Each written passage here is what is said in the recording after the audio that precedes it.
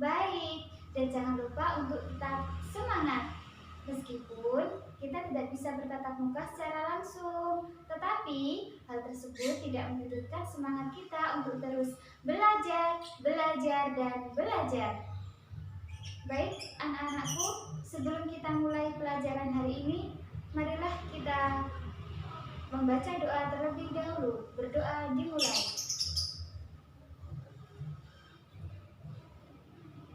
Berdoa selesai. Semoga kita dimudahkan dan diberi kelancaran pada pembelajaran hari ini. Hari ini kita akan belajar tema 1, subtema 1, tumbuhan sahabatku.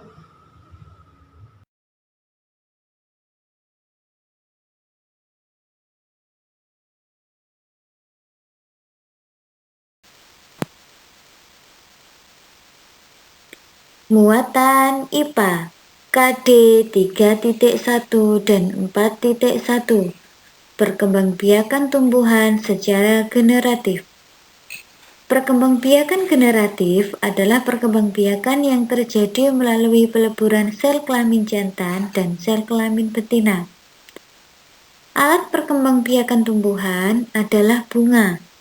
Bunga memiliki benang sari atau alat kelamin jantan dan putik atau alat kelamin betina.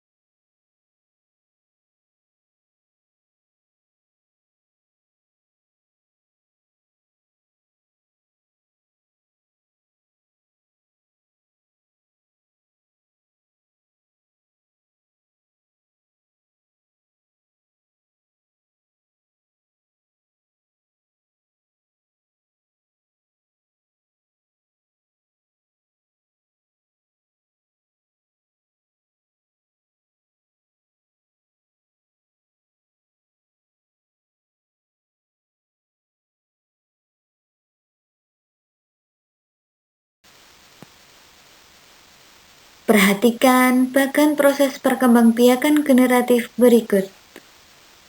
Perkembangbiakan generatif pada tumbuhan diawali dengan peristiwa penyerbukan, yaitu serbuk sari jatuh di kepala putik. Setelah peristiwa penyerbukan, maka akan terjadi proses pembuahan, yaitu serbuk sari atau sel kelamin jantan melebur dengan sel telur atau sel kelamin betina. Setelah terjadi pembuahan, maka akan menghasilkan zigot.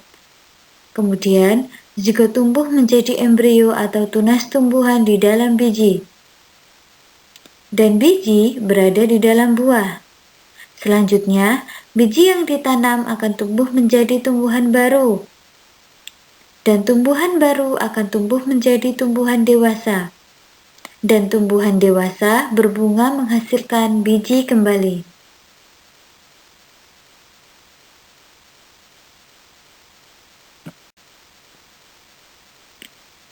Macam-macam penyerbukan. Macam-macam penyerbukan ada 4 ya anak-anak. Yang pertama penyerbukan sendiri. Dan yang kedua penyerbukan tetangga. Yang ketiga penyerbukan silang. Dan yang keempat penyerbukan bastar. Penyerbukan sendiri adalah serbuk sari jatuh di kepala putik pada bunga yang sama. Kemudian yang kedua penyerbukan tetangga.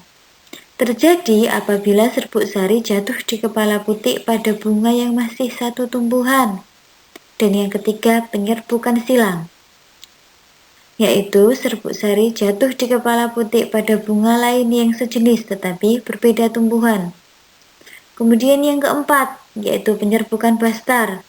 Terjadi apabila serbuk sari jatuh di kepala putik pada bunga yang berasal dari tumbuhan yang berbeda varietas.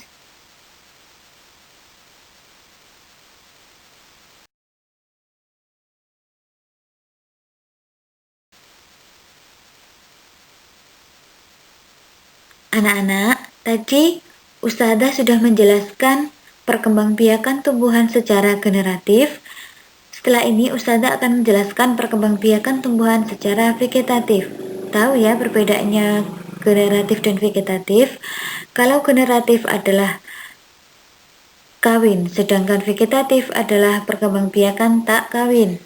Nah, perkembangbiakan secara vegetatif terjadi tanpa adanya peleburan antara sel kelamin jantan dan sel kelamin betina. Tujuannya untuk menghasilkan tumbuhan baru atau tumbuhan dengan sifat baru.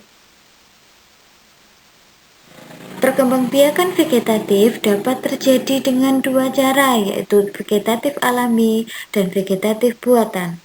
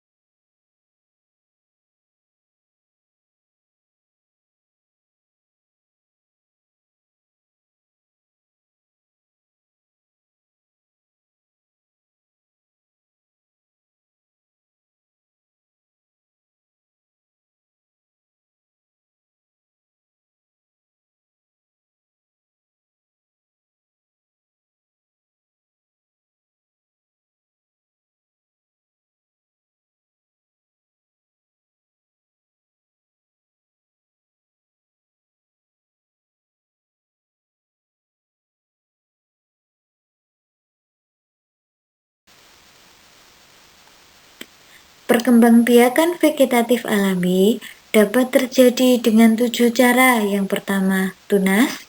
Yang kedua, umbi lapis. Yang ketiga, umbi batang. Yang keempat, umbi akar. Yang kelima, geragi.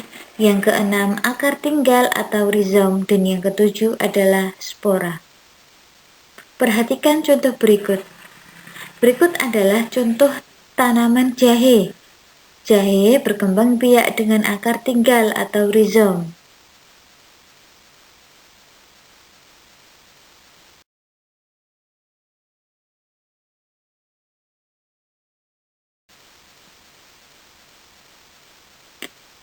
Perkembangbiakan vegetatif buatan dapat terjadi dengan 6 cara. Yang pertama, cangkok. Yang kedua, stek batang. Yang ketiga, stek daun. Yang keempat, merunduk. Yang kelima, tempel atau okulasi. Dan yang keenam, menyambung.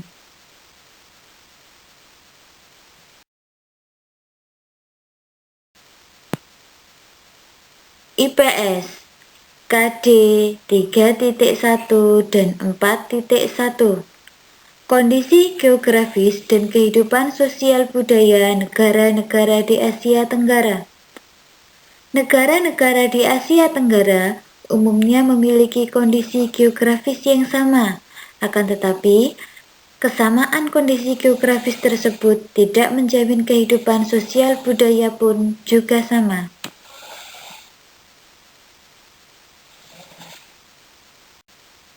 Muatan IPS KD 3.1 dan 4.1. Negara-negara di Asia Tenggara umumnya memiliki kondisi geografis yang sama, akan tetapi kesamaan kondisi geografis tersebut tidak menjamin kehidupan sosial budayanya juga sama.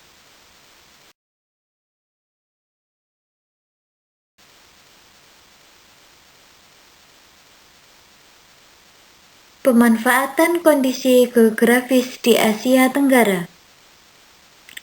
Setiap negara di Asia Tenggara memiliki kondisi geografis yang beragam. Keberagaman kondisi geografis tersebut dimanfaatkan oleh masyarakat sekitar untuk berbagai aktivitas.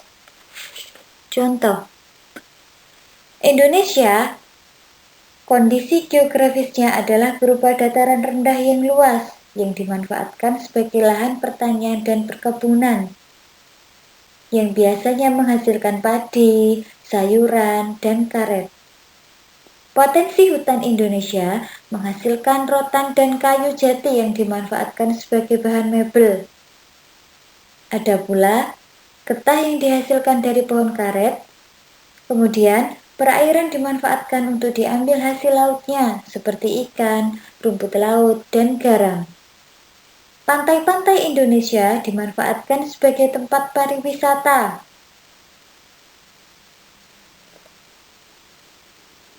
Selain itu, Indonesia juga menyimpan banyak sumber daya alam, misalnya hasil tambang. Hasil tambang ini seperti batu bara, minyak bumi, dan gas alam yang dapat dimanfaatkan sebagai sumber energi. Berbeda dengan Malaysia, kalau Malaysia sebagian kondisi geografis, Malaysia adalah hutan yang luas. Hasil hutan seperti kayu menjadi komoditas ekspor. Sepanjang pantai barat dari Perak hingga Negeri Sembilan dimanfaatkan sebagai lahan pertambangan. Sebagai kilang minyak di Kuala Trengganu dan timah di Perak. Malaysia juga memiliki perkebunan luas yang menghasilkan karet. Hal inilah yang membuat Malaysia menjadi penghasil karet terbesar di dunia.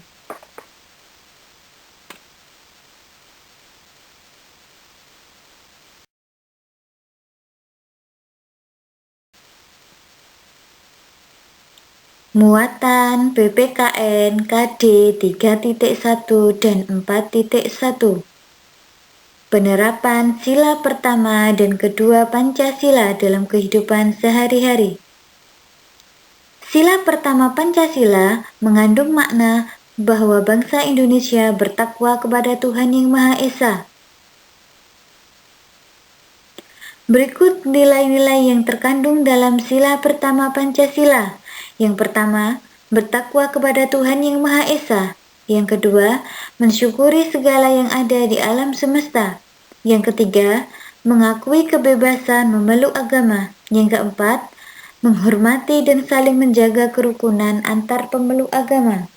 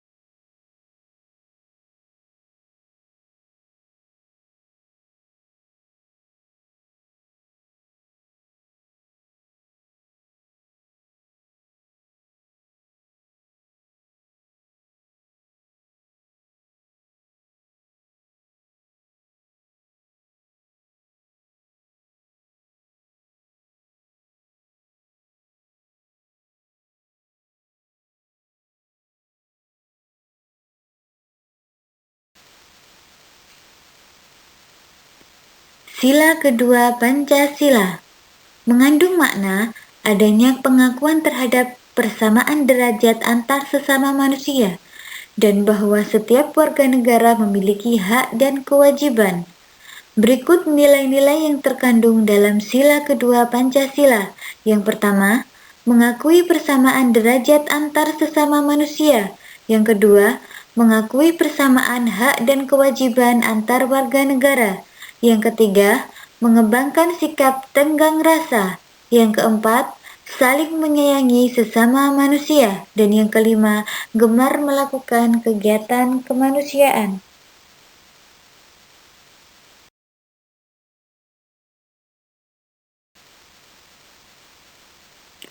Penerapan sila ketiga Pancasila dalam kehidupan sehari-hari. Sila ketiga mengandung makna suatu usaha menuju persatuan rakyat dalam Negara Kesatuan Republik Indonesia. Persatuan Indonesia juga mengakui dan menghargai sepenuhnya keanekaragaman yang dimiliki bangsa Indonesia.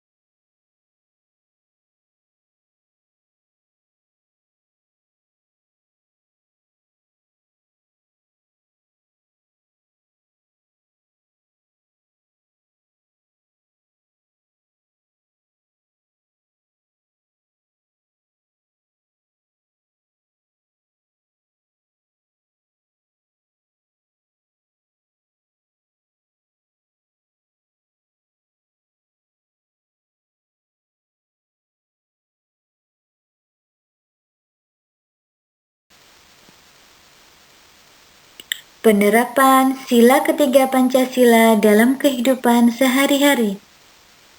Masyarakat Indonesia adalah masyarakat yang memiliki keragaman agama, suku bangsa, budaya, sosial, serta ekonomi.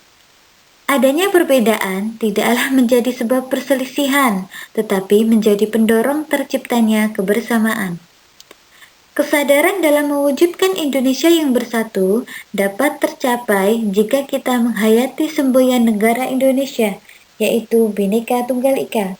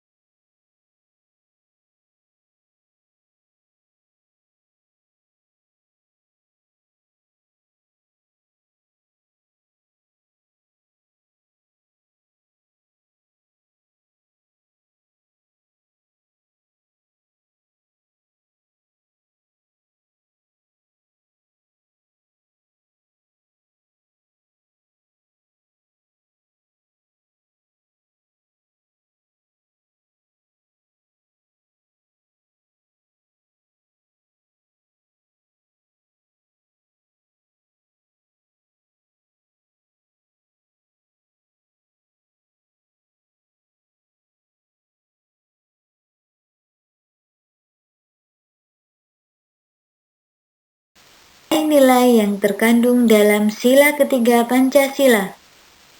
Yang pertama, bekerja sama demi kepentingan bangsa dan negara di atas kepentingan pribadi dan golongan. Yang kedua, rela berkorban demi kepentingan bangsa dan negara. Dan yang ketiga, mengembangkan rasa bangga dan cinta tanah air dan bangsa. Dan yang keempat, mengembangkan persatuan Indonesia atas dasar Bhinneka Tunggal Ika.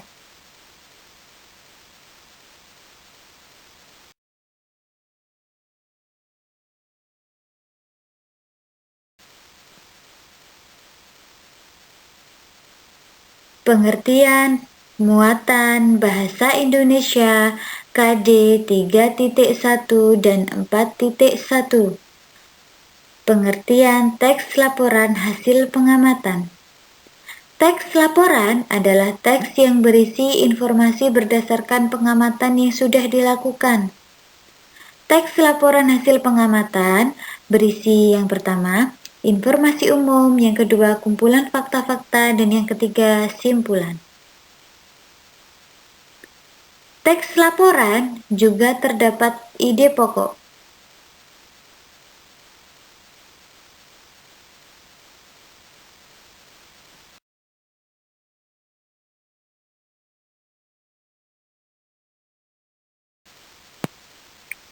Ide pokok dalam suatu paragraf dapat ditemukan dengan langkah-langkah berikut.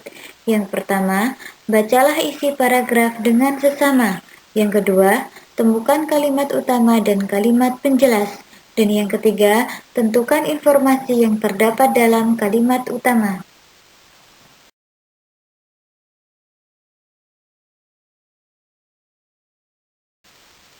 Simpulan. Simpulan adalah ikhtisar akhir dari suatu teks. Berikut langkah-langkah membuat simpulan. Yang pertama, bacalah teks secara keseluruhan. Yang kedua, temukan informasi penting yang terdapat dalam teks.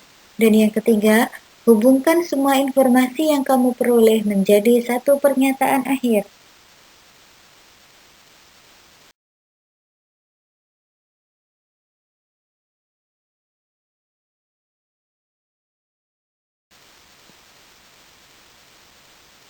Muatan SPDP KD 3.1 dan 4.1. Mengenal karya seni patung.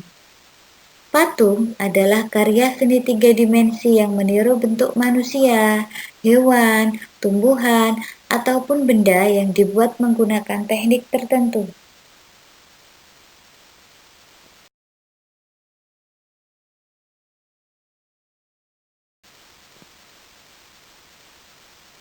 Fungsi patung. Yang pertama, sarana ibadah untuk agama tertentu. Yang kedua, mengenang jasa pahlawan atau peristiwa bersejarah suatu bangsa.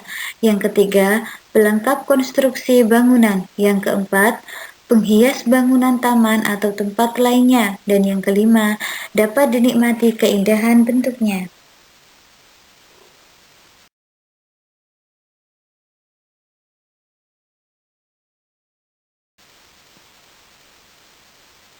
Alat dan bahan pembuatan karya seni patung. Dalam membuat patung, kita membutuhkan alat dan bahan yang sesuai. Alat yang biasa digunakan berupa butsir, meja putar, cetakan, palu dan pahat, serta amplas. Bahan-bahan pembuatan karya seni patung dapat dikelompokkan menjadi dua, yaitu bahan lunak dan bahan keras. Adapun contoh bahan lunak yaitu tanah liat, lilin, sabun, dan plastisin. Dan yang kedua, contoh bahan keras yaitu batu, kayu, jati, dan marmer.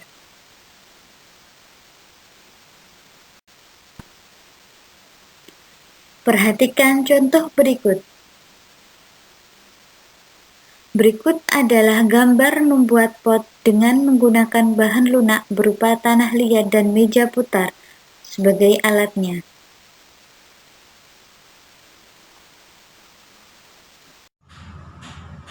Anak-anakku yang Ustazah sayangi, sudah paham kan kegiatan belajar pada hari ini?